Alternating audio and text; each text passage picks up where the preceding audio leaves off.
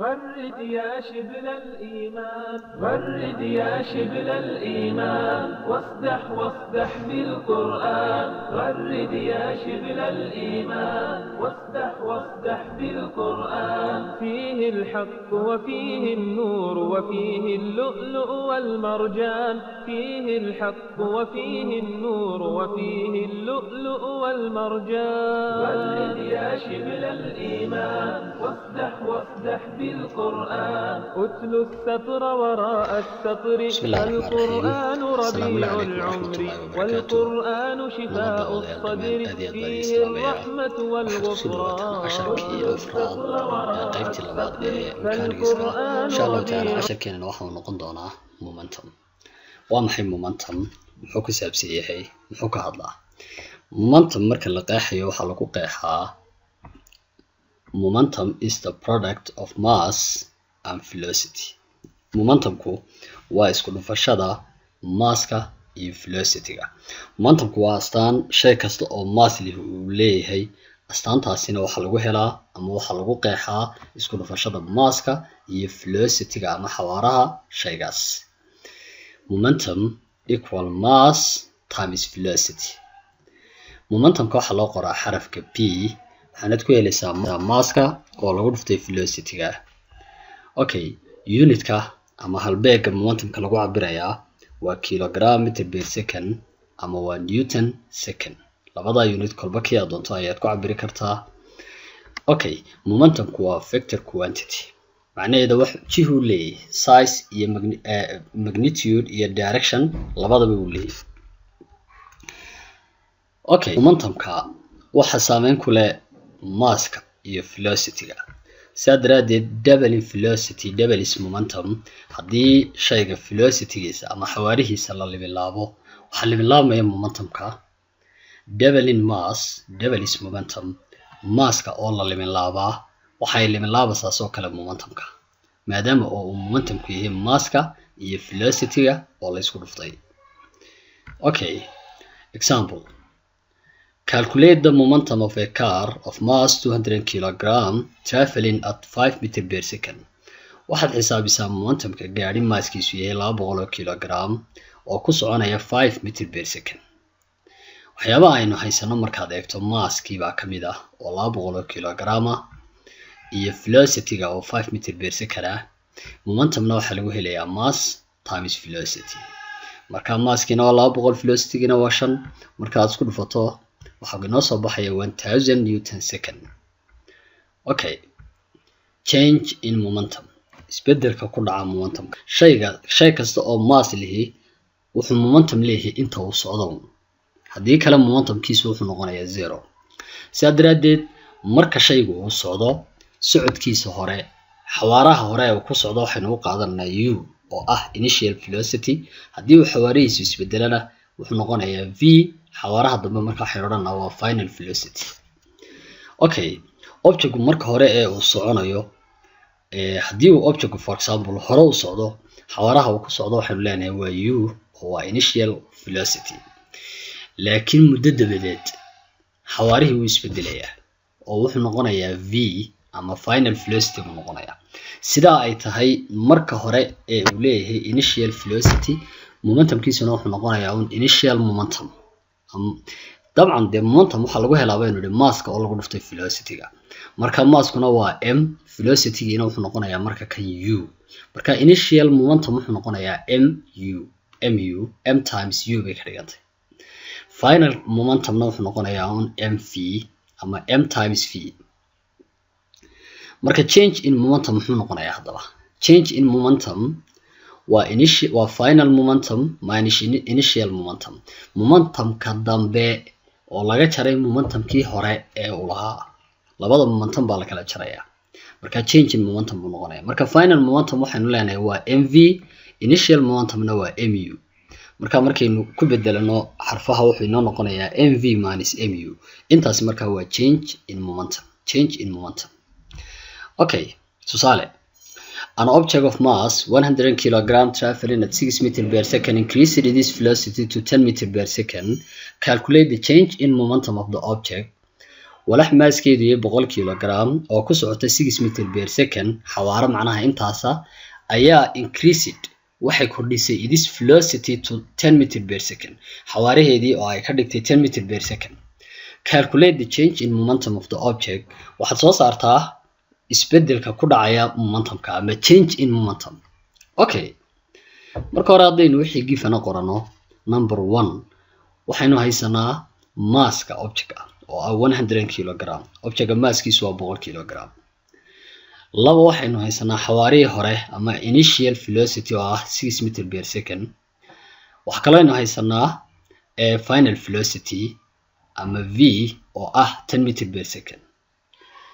Okay, change in momentum. The change in momentum waxaa lagu helayaa final momentum minus initial momentum. marka haddaynu labada momentum gaar ula soo kala baxno marka hore initial momentum la soo bax. Initial momentum waa mu macnaha mass times initial velocity. masskiina waad haysaa initial velocity waad haysaa waad isku dhufanaysaa waa 600 newton second. Final momentum isaguna wuxuu noqonayaa m times v. masskiina waad haysaa velocity-gana waad haysaa isku dhufo waa 1000 newton second. Change in momentum marka haddaba maxaa lagu helayaa waxay kula mid tahay final momentum oo laga jaray initial momentum. Final momentum wuxuu soo baxay 1000, initial momentumna wuxuu ahaa 600 marka labadoodu baad kala jaraysaa. Change in momentum waxay noo soo baxaysaa 400 newton second. Okay, tusaale labaad, an object of mass 50 kilogram moving with 30 meter per second lowers its velocity to 20 meter per second. Calculate the change in momentum of the object. walax maaskeedu yahay 50 kilogram oo ku socota 30 meter per second ayaa dhintay xawaaraheeda ilaa ay ka soo xawaarihii ka noqday 20 meter per second. marka hore 30 buu ahaa haddana waa 20 marka wuu isdhimayaa xawaarahaasi waa deceleration. Calculate the change in momentum of the object. soo saar change in momentum. Okay, intii gifanka ahayd marka aynu qorano marka hore initial momentum waxaynu ku helinaa mu dabcan massku waa 50. initial u waa initial velocity. initial velocity-geena waa 30 markaad isku dhufato labadooda waxay ku soo baxaya 1500 oo newton second. Final momentum iyadna waa mv. dabcan massku isbedeli maayo waa 50 kilogram laakiin final velocity baa hadda 20 markaad isku dhufatana waa 1000 newton second. Change in momentum waa mv minus mu macnaha waa final momentum minus initial momentum. mv waa tan dambe oo waxay soo baxday 1000, mu na waa taa hore oo soo baxday 1500 newton. markaad labadooda kala jarto waxa ku soo baxaya minus 500 newton second. minusku wuxuu muujinayaa momentumku inuu yahay vector quantity macnaha inuu direction leeyahay ku muujinayaa minusku. Okay, conservation of momentum waxa loo yaqaano waaridda momentumka. waaridda momentumku macnaheedu waa momentumka marka uu isbedel ku dhaco marka ka hor intaanu isbedel ku dhicin iyo isbedelka dabadeed inaanu momentumkaagu isbedelin. bal waxaad soo qaadataa object A oo maaskeedu yahay ma oo u socota xagga midigta. Okay, velocity-geedu ama initial velocity-geedu wuxuu noqonayaa u laakiin a baynu ku astaysanaa ua. Okay, iyo object B oo maaskeedu yahay mb isla markaana u socota xagga bidixda iyadana velocity-geedu wuxuu noqonayaa ub. labada mid waliba waxay leedahay initial velocity. ka hor inta aanay isku dhicin mid kastaaba waxay leedahay velocity mid kastaaba waxay leedahay momentum iyada u gaara. Okay, haddaba intaanay isku dhicin ka hor momentum of A before collision.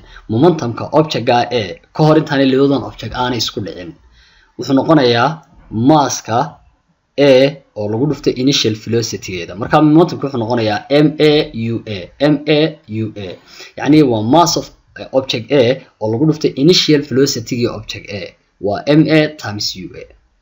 Okay, kan kale markaynu u nimaadno waa momentum of B before collision. momentumka objectka B ka hor intaanay isku dhicin labadoodu isagana wuxuu noqonayaa mbub macnaha waa masska object B oo lagu dhuftay initial velocity-ga object B. mid waliba momentumka gaaru iska yeelanaya. Okay, haddaynu la soo baxno total momentum before collision isku darka labada momentum ka hor intaanay isku dhicin macnaheedu waxay ka dhigan tahay waa momentumka object A oo loo geeyay momentumka object B. marka momentumkii A baynu soo qaadanaynaa waxaynu u geynaynaa momentumkii B oo isaguna ahaa MBUB. marka total momentum wuxuu noqonayaa MAUA plus MBUB. waa total momentum before collision. labadoodu intaanay isku dhicin total momentum koodii ama isku darka momentum koodii. okay, haddii object A iyo object B ay isku dhacaan waxa laga yaabaa inay kala boodaan oo object A na ay dib u noqoto object B na ay dib u noqoto dabeedna mid waliba ay dhinaceeda u dhaqaaqo ayaa suuragala. marka labadii object isku dhacba markay collision ba yimid isku dhac markay isku dhaceen ka bacdi A na velocity bay yeelanaysaa final velocity waxaanu ka soo qaadanaa VA, B na waxay yeelanaysaa final velocity VB baynu ka soo qaadanaa. haddaba mid walba haddaynu momentumkeeda gaar u soo saarno momentumka markay isku dhaceen ka bacdi A momentumkeeda iyo B momentumkeeda waxaanu leenahay momentum of A after collision momentumka object A markay isku dhaceen ka bacdi wuxuu noqonayaa un MAVA. why after collision velocity ba isbedelay. before collision velocity initial velocity buu ahaa oo u baynu u qaadanay. after collision wuxuu noqday final velocity oo v baynu u qaadanay. momentumku mar walba waa masska oo lagu dhufto velocity-ga. haddii markaa velocity-gaagu initial yahayna masska mu bay noqonaysaa momentumkii. haddii uu velocity-gu final yahayna momentumkii wuxuu noqonayaa mv. marka momentum of A after collision object A momentumkiisa markay isku dhaceen ka bacdi waa MAVA. B da markaynu eegnay yadna momentum of B after collision momentumka object B markay isku dhaceen ka bacdi isaguna wuxuu noqonayaa MBVB. total momentum after collision isku darka hadaba labada momentum markay isku dhaceen ka bacdi momentumkooda yadna wuxuu noqonayaa momentumkii A da iyo momentumkii B oo la isu geeyay. marka waa momentum of object A plus momentum of object B. labadii momentum baa la isu geeyay. markan ugu dambaysa waxaynu helay total momentum before collision isku darka momentumka ka hor intaanay labada object isu dhicin waa MAUA plus MBUB. markana waxaynu helay total momentum after collision isku darka momentumka markay isku dhaceen ka bacdi oo noqonaysa MAVA plus MBVB. okay, law of conservation of momentum xeerka waaridda momentumka. xeerkan wuxuu inoo oranayaa total momentum before collision isku darka momentumka isku dhaca ka hor wuxuu leeyahay total momentum after collision isku darka momentumka markay labada object isu dhaceen ka bacdi. marka total momentum before collision na waynu haysanaa total momentum after collision na waynu haysanaa. marka aynu dib u eegno total momentum before collision waa intan total momentum after collision na waa intan. labadan expression baa la isleekaysiisanaya. total momentum before collision ayaa waxay leegtahay total momentum after collision. macnaheedu markaa wuxuu noqonayaa total momentum before collision ayaa waxay leegtahay total momentum after collision oo intaasi ah. intaa waxaa la yidhahdaa xeerka waaridda momentumka.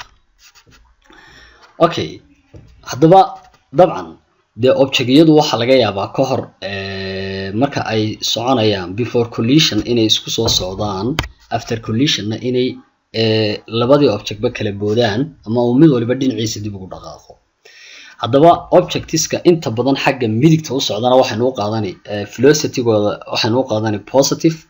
wixii xagga bidixda u soo noqdana sida matalan VA oo kale waxaynu u qaadanay minus, UB oo kale waxaynu u qaadanay minus. sababta ayagu dib bay u soo noqonayaan xagga bidixda ayay u soconayaan. marka qaar waxa dhici karta laba object intay isku dhacaan inay hal dhinac wada dhaqaaqaan.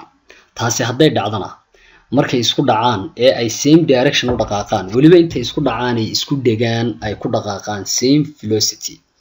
marka meesha waxa ka baxaya final velocity-ga VA iyo VB baa ka baxaya hal velocity oo common u noqonaya.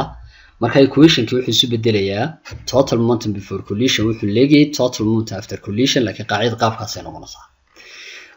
labadanba VA iyo VB ba markaa isku mid noqonaya haddii ay labadii object intay isku dhegaan hal dhinac wada dhaqaaqaan. VA iyo VB ba isku mid noqonaya.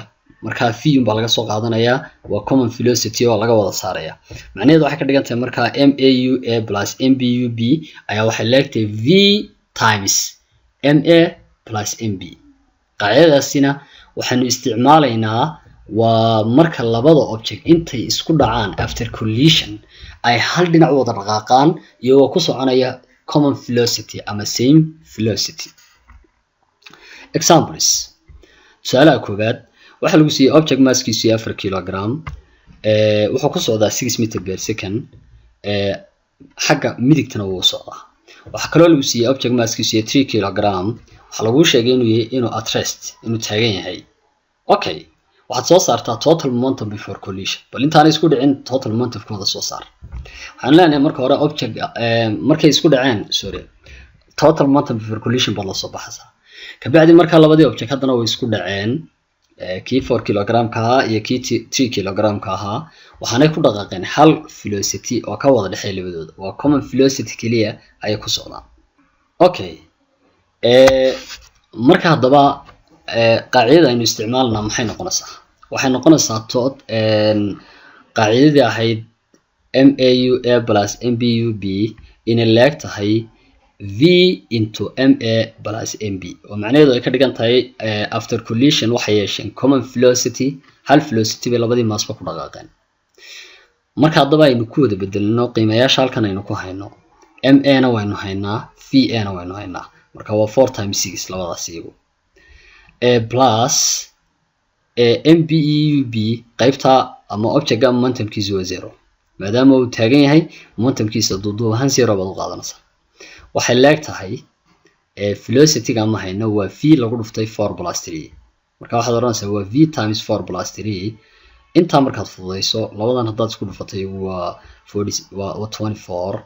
waxay leeg tahay labadana waad isu geynaysaa waa 7 times v na waa 7v, marka waxay noo leegtahay 7v dhinac walba 7 u qaybi v, marka waxay noo leegtahay 24 divided by 7 meter per second oo u dhiganta 3.43 meter per second.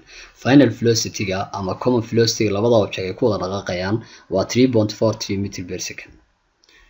okay, tusaale labaad, a bullet of mass 20 gram is horizontally fired with a velocity of 150 meter per second from a pistol of mass 2 kilogram. what is the recoil velocity of the pistol?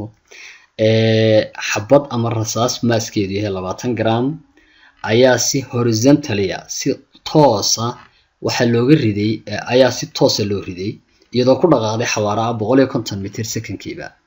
waxaana laga soo riday bastoolad maaskeedu 2 kilogram. waa maxay recoil velocity of the pistol? recoil velocity of the pistol, velocity-ga bastooladu ay dib ugu boodayso. sideedaba marka ay rasaastu dhacdo bastooladuna dib bay u yara boodaa, marka velocity-ga ay dib ugu boodayso ayaa laynaga rabaa. okay, halkan waxaynu ku haysanaa mass of the bullet, rasaasta maaskeeda oo 20 gram ah oo marka loo bedelo kilogram u dhigma 1000 baa loo qaybinayaa 0.02 kilogram. ma isticmaalana gram laakiin kilogram baad u bedelanaysaa wixii gram ah. waxa kale aynu haysanaa maaska bastoolada oo 2 kilogram ah. okay, haddaba their initial velocity is 0.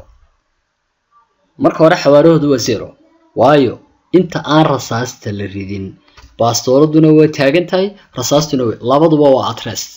sidaa daraadeed waxay ka dhigan tahay initial momentum-ka labaduba waa 0, before collision momentum-kooda waa 0. okay, haddaynu isticmaalno inagu xeerkii ahaa law of conservation of momentum, total momentum before collision waxa uu leeyahay total momentum after collision.